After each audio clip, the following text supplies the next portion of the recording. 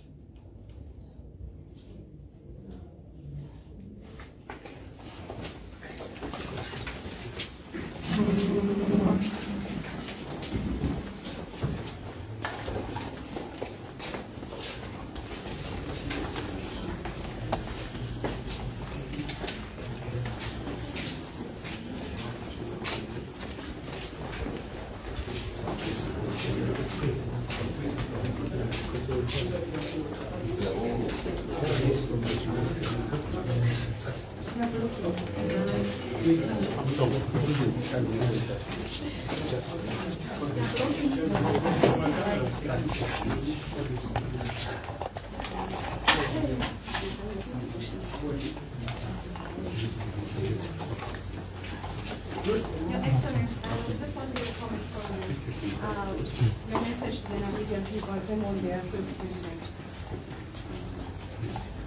Sorry, come again? Your message to the Namibian Are people. you not too close? The picture doesn't look nice when you're too close. Okay, so your message to the Namibian people as them on their first president. First and foremost, we would like to, on behalf of the people of Zambia, all of the people of Zambia, offer our sincere condolences to President Nangolo, the government, and the people of Namibia. Obviously, in his embassy, His Excellency, High Commissioner, and his team. Sincere condolences on the passing on of President Sam Nujoma, first Republican President, independent Namibia, actually the father of Namibia. So our sincere condolences.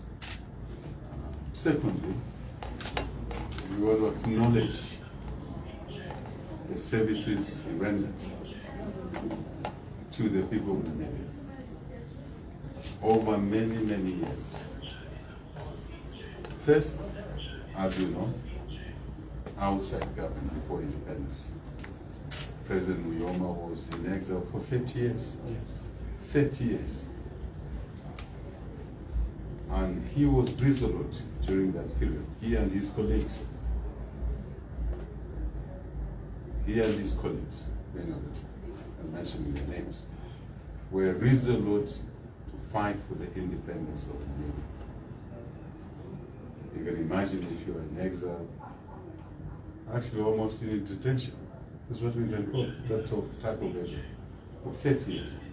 And to continue fighting, retain the resoluteness, and continue fighting until independence. We want to thank him for that. Service to the people of Namibia, his was service to us in the region, SADC, and to Africa, and I believe to the global community. Then obviously as president, as first president of independent Namibia, establishing the state of Namibia, post-colonial rule, systems, administrative systems, other delivery systems. That work is commendable. And I think he stands out shoulder to shoulder with many of our liberation struggle leaders. Our own KK here, Julius Nyerere. I think it's that era. He was slightly younger than those two, but it's that era. So we thank them for their nationalistic spirit, creating nations for us. Some of us walking in their shoes. And you, the rest of us can learn a lot, should learn a lot from that generation of committed citizens, should, if you like, sons and daughters of Africa. So I can say more, but really, President Nujoma represents that generation, that group of people that serve their country's citizens. We all have to do the same, if not better. They remember they operated under difficult conditions. Few educated Namibians at the time. We had to run countries. I do know that most of you young ones are not aware that during the struggle for living independence, as always, Zambia and other frontline states played a critical role in independence of Namibia. A lot of Namibians lived with us here. President Nujoma himself, later also, lived with us here. And the current president, President Ngolo Mbumba, lived with us here in Zambia during those difficult days. And a number of them were at Nyango camp in Kaoma. I hope you remember Nyango camp. You were there? There you were. He was at Nyango camp for established by Zambia, KK, and us Zambian, for Namibians to trail from as they went back into Namibia, in and out, to fight for the liberation. So they are family members. Some married here. I have a nephew whose wife is Namibian.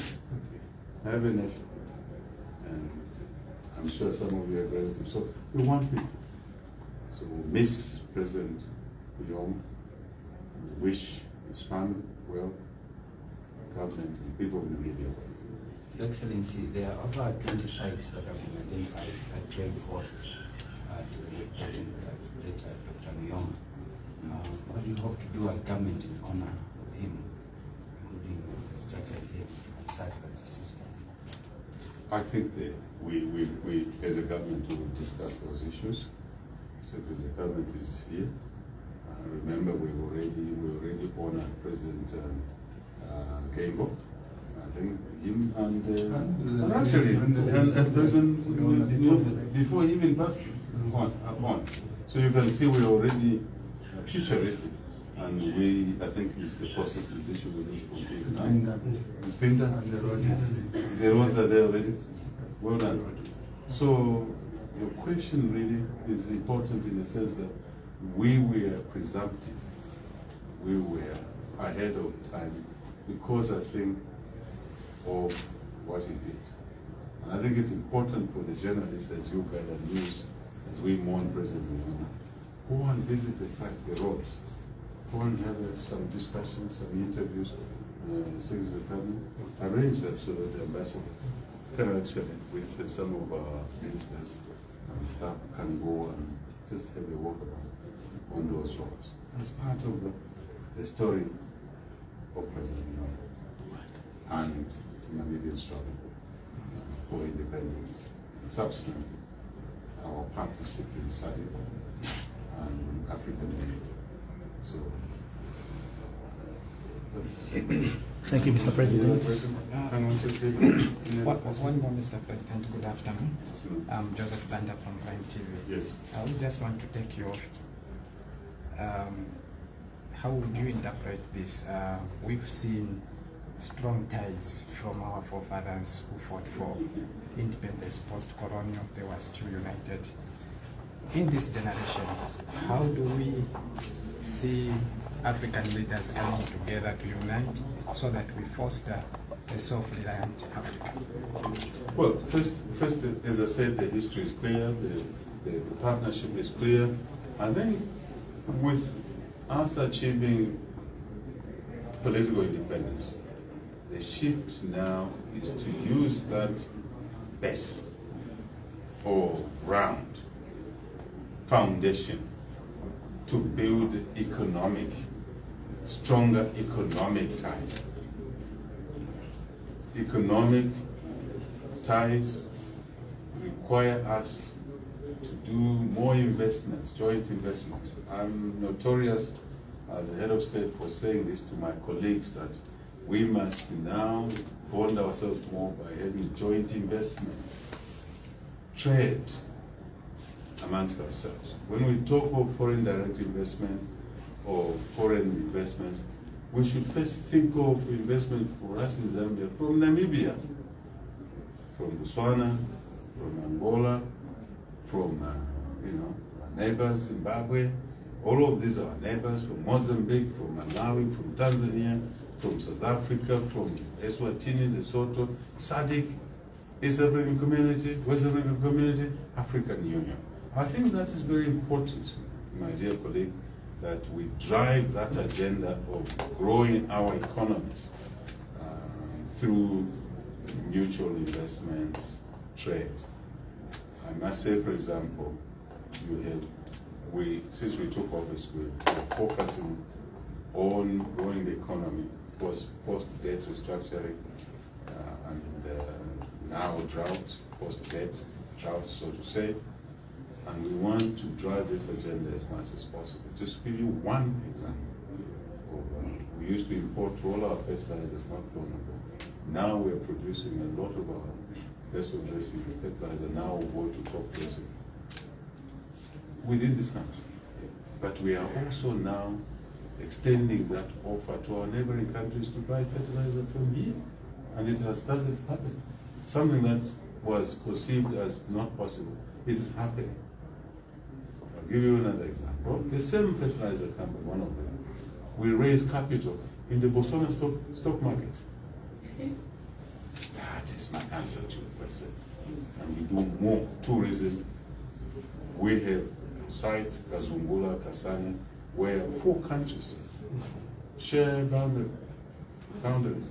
Zambia, Namibia, Botswana, and who knows?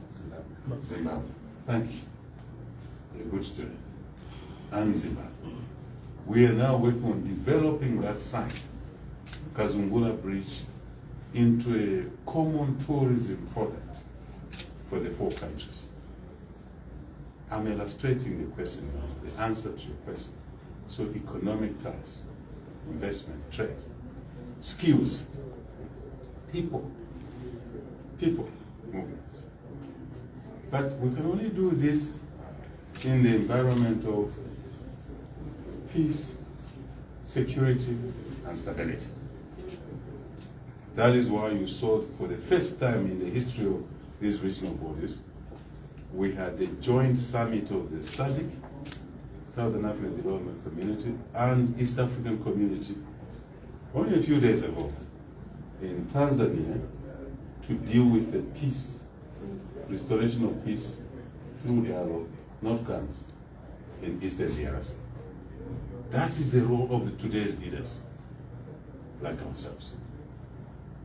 And out of that, we can grow our economies, Namibia, Zambia's economy, and take care of our youthful population. Education, as you know, pre-education for us, health, water and sanitation, food security. If a neighbor is hungry, we are hungry. When we are hungry, the neighbor is hungry. Energy, because of drought, since you asked the question, because of the drought, Zambia used to export power. Not long ago, because of the drought, we were in a shortage. And when we had the shortage here, Namibia had the shortage because Namibia was buying power from Power, was buying power from Zesco.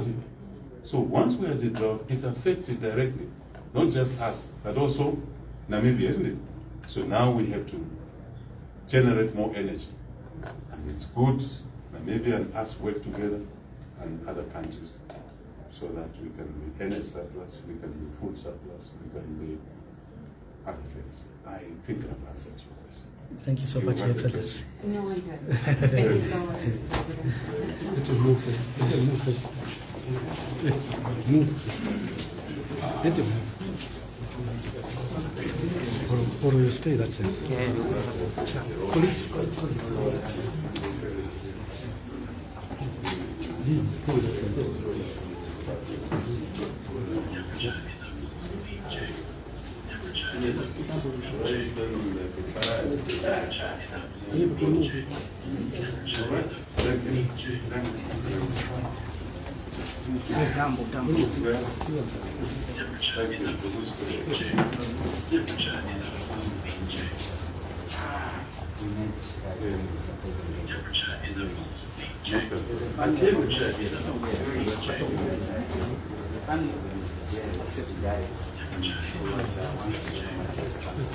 Okay.